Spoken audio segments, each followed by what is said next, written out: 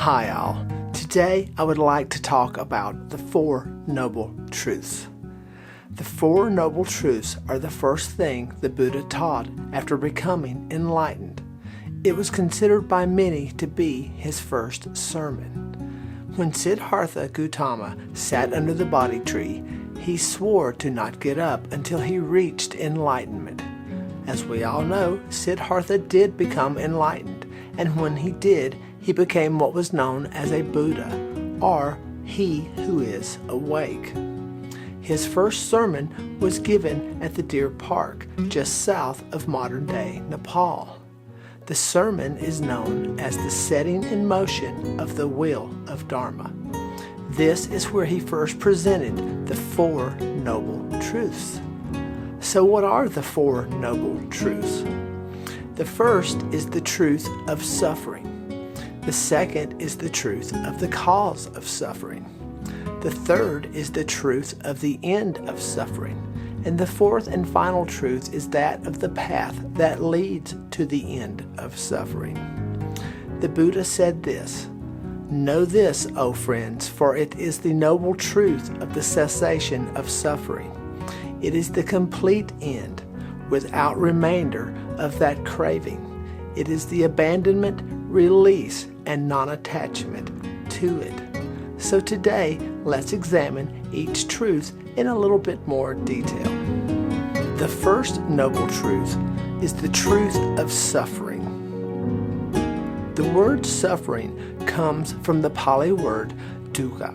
However, suffering is not the only translation of this word, and many scholars think that this is where many misunderstandings occur. Dukkha is often translated as stressful, discomfort, unease, or dissatisfaction. The Buddha does not say that everything in this world is filled with suffering, but he does point out that many things in life bring stress, dissatisfaction, and unease. The Buddha looks to his experience after he left the palace, known as the Four Passing Sights. Siddhartha saw an old man, a sick man, a dead man, and an ascetic. For the first time in his life, he sees human suffering in all its aspects.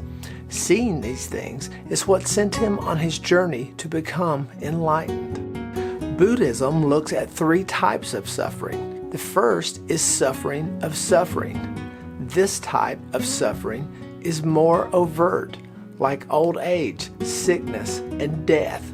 But it also includes losing something that we care about, encountering something undesirable, and not getting something that we want after trying for many times. The second type of suffering is the suffering of change. This type of suffering relates to the law of impermanence. Nothing will stay the same. Something that makes us happy will eventually be gone. There are not exceptions to this rule. The third is the all-pervasive suffering of conditioning. This kind of suffering relates to the idea that we always have the potential to suffer.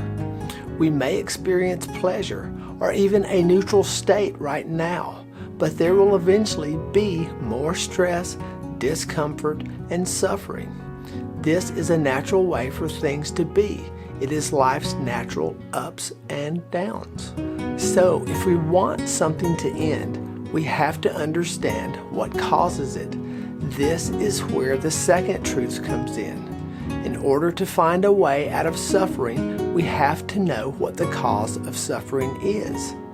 Therefore, the second noble truth is the truth of the cause of suffering. What is the cause of suffering? The ultimate answer is our mind. But to be clearer and more specific, the root of our suffering is desire.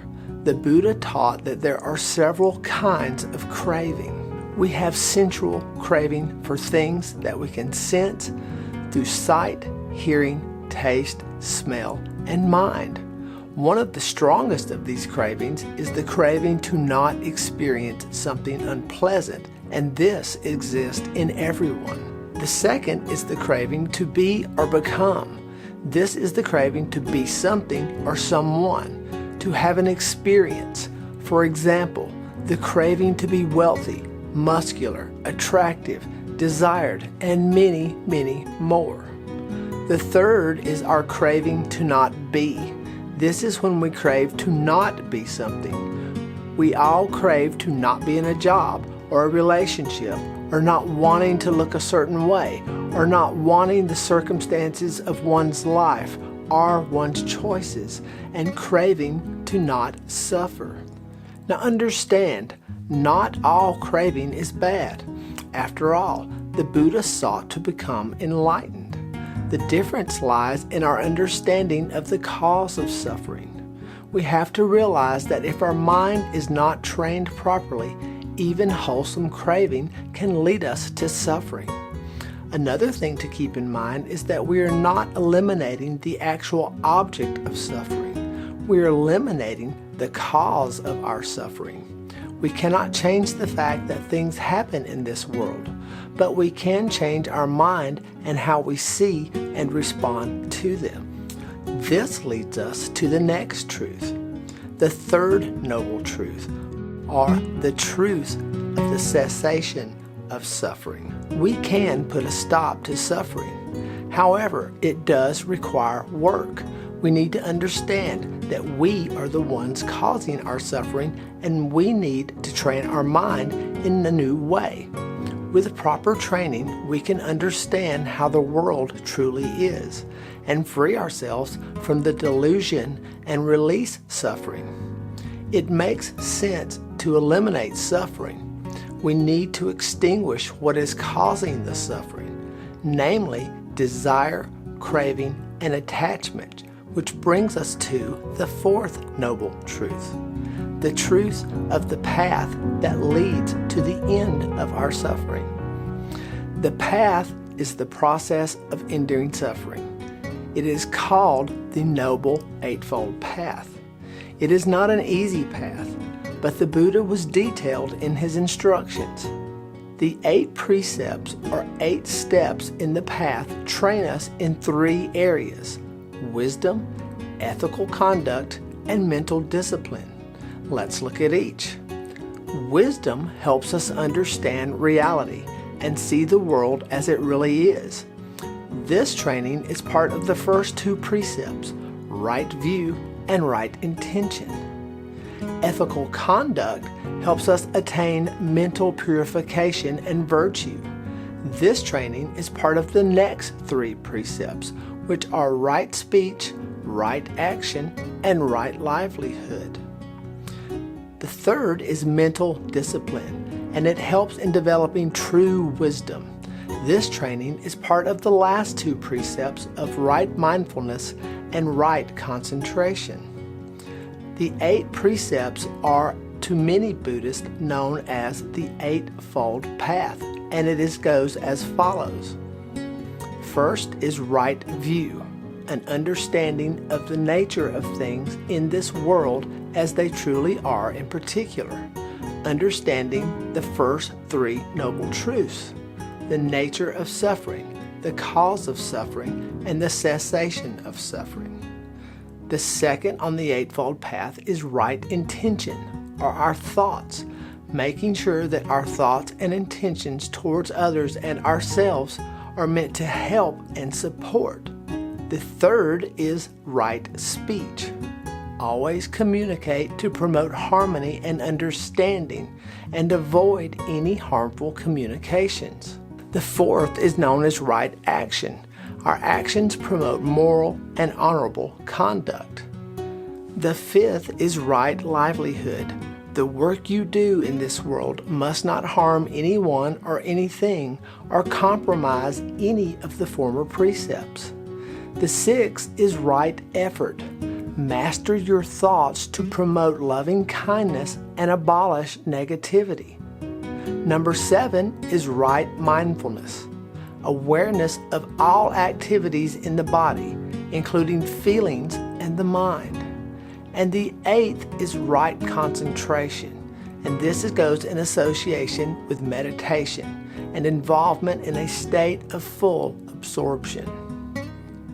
If we follow this Noble Eightfold Path, we can use our mind to be free from suffering. The precepts in the path are not steps.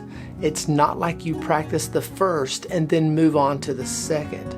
You see, they are all practiced simultaneously. They work together and reinforce one another through each of their practices. We can look at it this way. A tree lives on its roots. If you change the root, you change the tree. Culture lives in human beings. If you change the human heart, the culture will follow. I will end today with a quote shared by the Dalai Lama. Everybody, every human being wants happiness, and the Buddha taught you that you are your own master. You are the present and the future. Everything depends on your understanding and your actions. Buddha's responsibility is just to illuminate the path. As always, peace and love, Jim.